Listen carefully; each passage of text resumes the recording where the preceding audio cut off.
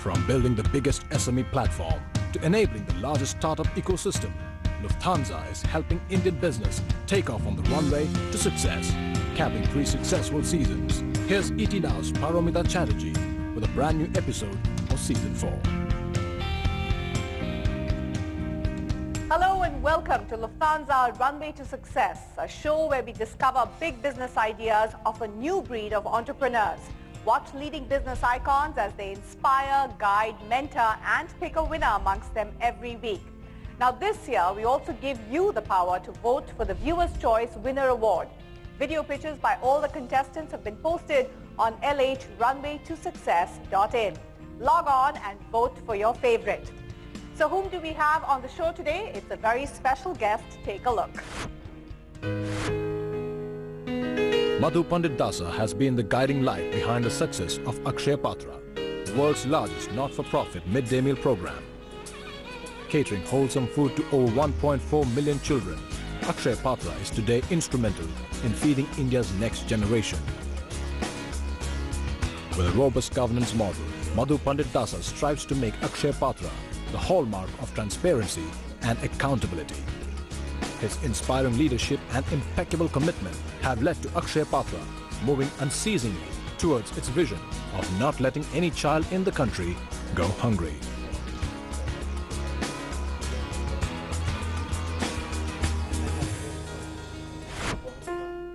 It's an honor and a pleasure to welcome none other than Padma Shri Madhu Pandit Dasa of the Akshaya Patra Foundation on the show. Thank you so much, Madhuji, for joining us. Please join us in the lounge.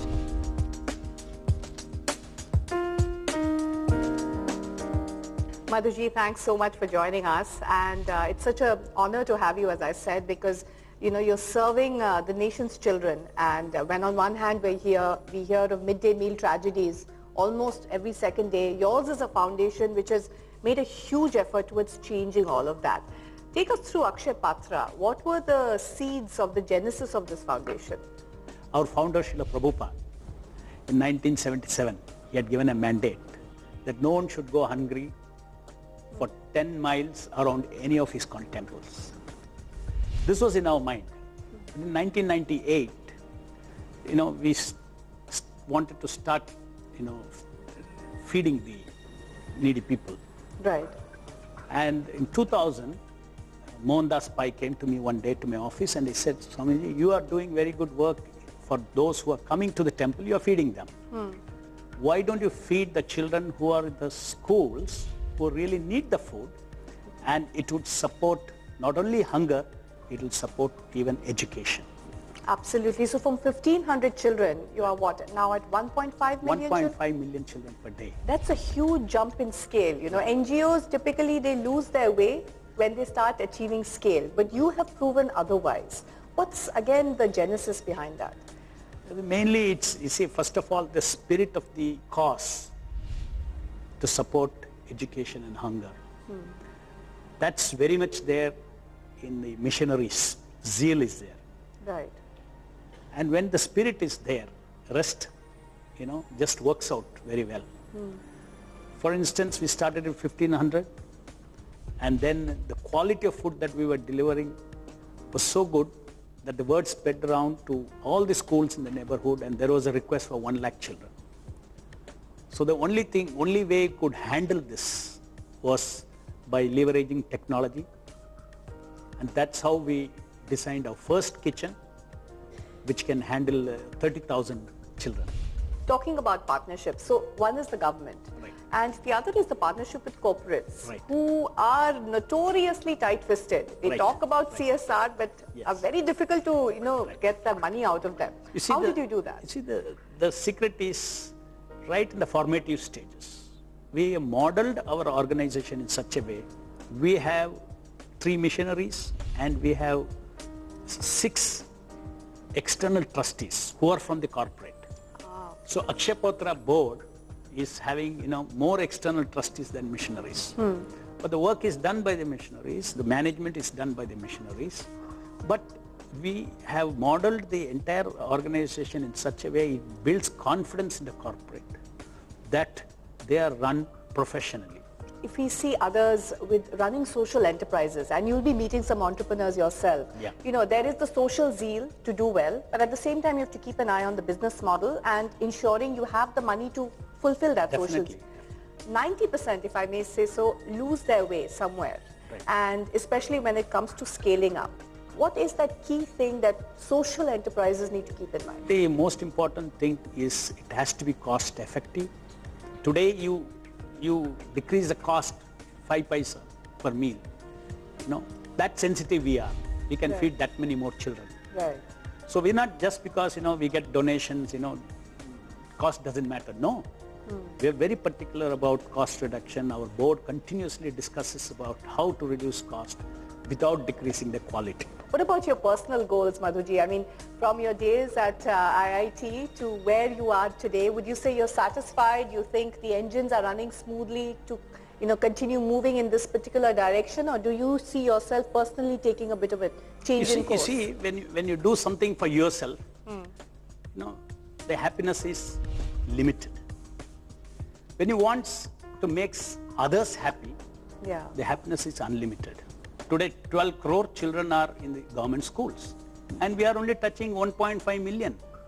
Look at what is to be achieved. We don't see what we have achieved. We look at what is to be achieved. And that challenge gives so much optimism, so much hope, and so much of energy to do good for the society, and which gives us unlimited happiness. I think we are very fortunate to have spirits such as yours and your entire team at Akshaya Patra to really try and achieve those goals. On that note, let's head towards a short break. Remember, you too can participate on the conversation with Madhu Pandit Dasa by using the hashtag LH Runway to Success, or send us your comments using our Twitter handle. On the other side, we'll be joined by 3 budding entrepreneurs as well as our business expert. Don't go anywhere.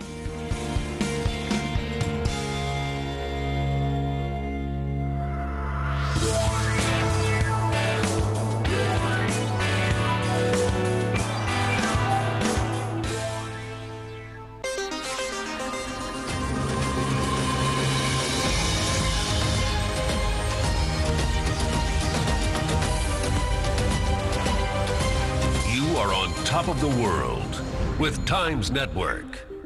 And you're watching ET Now. Don't go to Paris. Don't tour Paris. And please, don't do Paris. Live in Paris.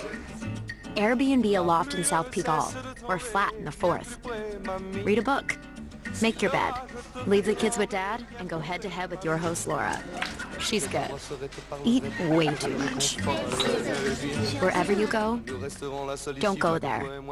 Live there. Even if it's just for a night. Unmissable viewing this weekend. Is the Narendra Modi government determined to take these cases of willful defaulters to their logical conclusion? Don't miss PM Speaks to Arnab on Frankly Speaking, this weekend only on Times Now.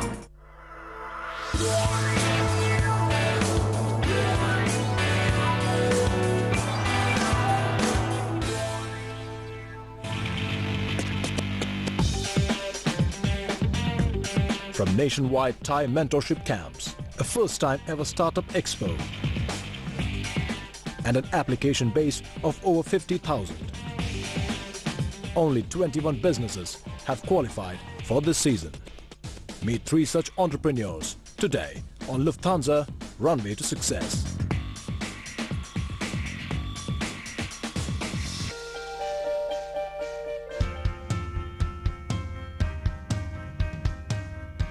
Welcome back to Lufthansa Runway to Success Season 4. We are here at the Lufthansa Business Lounge at the Pier A Plus Terminal, a quantum leap in passenger comfort.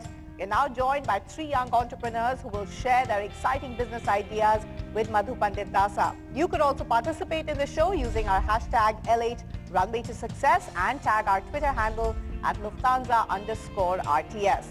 Now the show becomes a little more competitive as only one of the 3 entrepreneurs today will win a Lufthansa business class return ticket to any one of over 300 destinations where the Lufthansa Group flies, including Europe, USA and Canada. The winner will also qualify for the semi-finals of this season. The winner of our grand finale will win a mentorship from Thai, a Lufthansa business class return ticket to the United States, and a sponsorship to a design thinking boot camp at Stanford University. A lot of valuable goodies in store for our winner, so let's set the ball rolling. But before we invite our three entrepreneurs one by one to present their business ideas, let us welcome on the show renowned business expert who will help us decide the winner of this round. Please welcome Alok Mittal, serial entrepreneur, angel investor, and now the co-founder and CEO of Indify.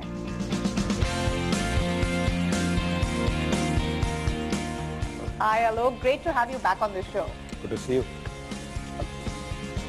Let's call upon our first entrepreneur on the show, Bala Bhaskar, Managing Director of Genius EduLabs.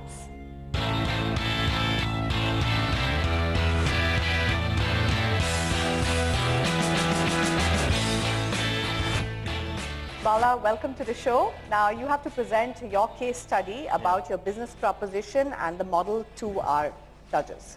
We are a SME engaged in manufacturing portable science labs for schools, and this is a cabinet which has a capacity to store 400 varieties of lab apparatus and chemicals which are useful to perform 250 science experiments that are discussed in our syllabus. So this is an innovation that we are trying to bring to the schools because 66% of schools in India, they lack science laboratories. At the same time, we are also training the science teachers for 3 days so that they are skilled enough in all the 250 science experiments. And 66% of the schools is a big number. Yes. What numbers can you reach in the next 5 years? In the next 5 years, we have a vision of targeting 10,000 schools across India. In this connection, we are looking forward in partnering with like-minded people who have that social quotient and who are ready to partner with us. The real requirement is in the government schools. Yes. Which you said 66%. Yes. You know, to influence the government. Yes. To take it up. Yes. Is very important. Yes. So you have a mechanism for that? To add more strength to us, to our team, we have taken advisors on board who are basically social entrepreneurs and who are well connected with different departments at central government and at the state government as well. And they are trying to open the doors for us. How much money do you make upfront and how much money do you make on the consumables? We make between 25,000 to 30,000 upfront. And on the renewal consumable packs every year we supply, we make around 12,000 rupees. Great. Thank you. Thank you, Bala. All the best. Thank you so much. Thank you. Thank you. Thank you. Right, now it's time to call upon our second entrepreneur on the show, Radhika Mangat Menon, founder of the Village Fair.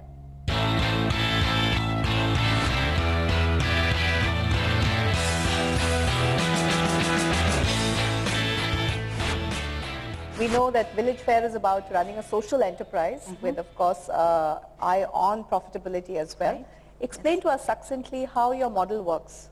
So Village Fair is about a concept. Village Fair is a concept of healthier lifestyles, which we had in our grandmother's times. So the first products that has come out of Village Fair is natural cookware, which is cast iron, and clayware. We would be adding more, such as stone and bell metal, etc. So the business model right now is cast iron or clay, which is available in the market. We source them from the Potters Cooperative and from the factory which makes cast iron, and we bring it home to give to women who season it for you. Now the niche we have found to start off our business and grow quickly is the gap between the health conscious urban Indians who are using non-stick ware right now. We support mental health as a cause. So we are going to, phase 2 would be rehabilitation of people who are mentally ill, and because it's difficult for them to get jobs. So we want to create that. My only concern is, will you not be thrown out of business by the multinationals? They start producing the same thing. Exactly. Have you done the numbers? that maybe I'm competing with Lodge Logic, which is, importing because they're fearfully expensive. The difference is the manufacturer of that size will have to set up a, mechanical seasoning unit, which is going to consume a lot of energy. It's going to be totally mechanical.